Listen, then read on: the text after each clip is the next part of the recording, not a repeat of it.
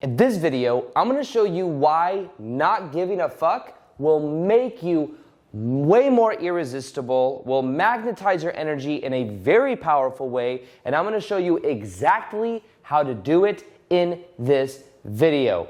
Now, the first thing to understand about this concept is that when we talk about value and emitting out value, understand that people that value certain things come off more needy. People that value other people's validation and approval, they are emitting out where they really give a shit about what people think about them. They really care if other people are giving them validation or attention. And because they are seeking that approval, because they are seeking and they value those things and they want other people to reflect that back to them, they then put these things on a pedestal, and what ends up happening is from that, they then end up creating needy energy. Now, the degree to which you are not needy is the degree to which you are magnetic or attractive. The more attractive you will be, the less needy you will be. But neediness stems from giving a shit about the things that do not serve you. About giving a shit about things that are literally having you put other people on a pedestal. I said pedestal this time, not pedestal, because some of you sometimes correct me in my YouTube videos, but I don't care. But I do acknowledge that that is the word, right? For this, though, there's a book. It's called The Subtle Art Not Giving a Fuck. And it's a very powerful book because it basically talks about all the things that we really care about, the things that we're really attached to. And it shows that in life, we are going to be attached to something. We are going to value something. Most people, though, are valuing things that their parents valued, and that's the only reason they value them. My dad was a nice guy, still is a nice guy, and part of being nice is some people look at that and go, well, that's a really good thing. Being nice, though, a lot of times is I'm going to be nice to you because there's conditional energy there. And if I'm nice to you, then you're going to be nice back to me. I'm going to avoid tension and tell you what I think you want to hear, even though it's not maybe vulnerable or authentic, as long as in exchange you're nice to me, because I don't want you to be not nice. So, of course, my dad then attracted my ex-stepmom, who was not nice at all, because that was the polar opposite. My ex-stepmom was a narcissist, abusive physically, mentally, emotionally, and that to him was something that I think it was the polar opposite. That's why he attracted it. And then in my life, what I had to learn to do is to let go of valuing other people's approval, other people's validation. I had to let that go and realize it doesn't actually serve me. Because the thing is when it comes to being a people pleaser, when it comes to being a nice guy or a nice girl, when it comes to validating or wanting the validation, the approval in these things, the idea is that if I am this way, then I will get these things in exchange. But that is what repels love. That is what is actually manipulative energy as well. It's trying to manipulate people. And see, the thing is when you're a nice guy or a people pleaser, you become a magnet to narcissists because narcissists are also manipulative. So one's manipulating to say, I give you this, and in exchange you will give me validation and approval. And the narcissist says, I'm going to manipulate you or gaslight you into giving me what I want, and I'll take it. And they're both formed under a similar trauma. Now, the reason I'm sharing this is because the difference is in the value, what do these people value. If somebody values approval and validation, they will change themselves and do whatever they can in order to get that in exchange. And if somebody values being certain, both of these are, by the way, based in insecurity. There's an insecure feeling there, and in order to compensate, they try to control. One tries to control other people's perceptions by being nice and giving in exchange, because you probably wouldn't give if you started giving somebody something and you wanted to exchange, you wanted them to like approve of you, validate you, and they don't do that, you're probably going to stop giving it to them. Like, I was nice to this person, they were not nice back to me. But maybe that being nice wasn't actually authentic, right? So when we talk about attachment, we talk about giving a shit. If you give a shit what people think about you, is because you value what people think about you. You may even internalize and say, I am what other people think about me. So the key to this is becoming aware of, why do I value that? One of the reasons you might value that, a lot of times this is the case, is because you craved that growing up and didn't receive it. You may have craved your mom or your dad to validate you, your siblings to validate you, to accept you, to approve of you. And because they didn't, that became your number one thing that you are now trying everything you can to get. Because you're trying to close the loop from childhood. So not giving a fuck is literally about becoming aware that at a certain point in your past, you may have valued this thing. And you may have also began to abandon yourself in order to get your needs met, in order to not be abandoned. So say, I'm not going to get abandoned or rejected by other people, so I'm going to be perfect. I'm going to be the way everyone wants me to be. The challenge is that's almost impossible to do because everyone has a different expectation of you. And then you end up abandoning yourself to make everybody else happy. So the answer to a lot of what I'm sharing so far in the video is that the answer is to stop giving a shit about things that your parents gave a shit about that you maybe just took on and said, oh, I need to care about this too. And realize that what this really is about is this is messed up values. It's having messed up values where you value things that you're unaware of that are causing you to then be in this little bubble where you're trying to avoid rejection. You're trying to avoid, honestly, you're trying to avoid being vulnerable, showing the real you. One of the biggest transformations I've experienced in my life is when I stopped caring so much about what other people thought and started caring more about being in my own energy. I started caring more about the integrity I was living by. I realized that the nice guy, people pleaser version of me was not living in integrity. I was being inauthentic. If somebody wanted me to go to a party or go travel to a different state or something like that to go with them and I didn't want to or I had other things going on, I didn't even see it as an option to say no.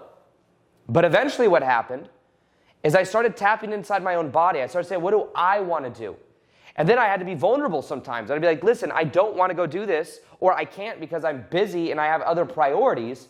And as I started to be vulnerable and show my heart, it was a totally different ball game. People started to respect me more. I felt more in my own center, more in my own frame, and I started living by higher ideals. So really, when you give a shit, realize you're going to give a shit about something.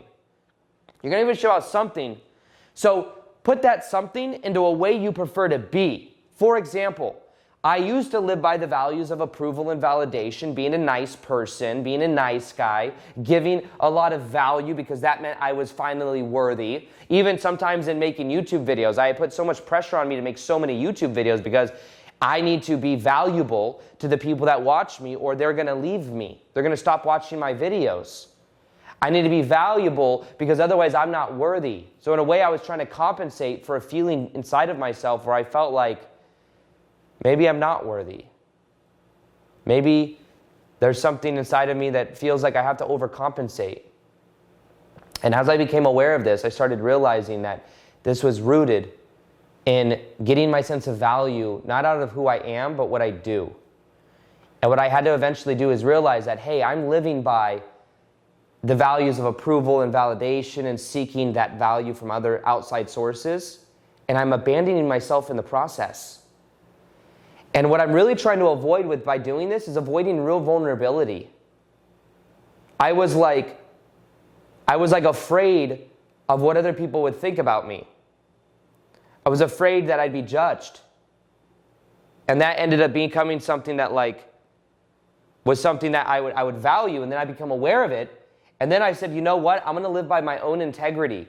And that meant for me, I'm going to live by vulnerability and authenticity over anything, even if that means I have to say things or be a certain way that triggers other people.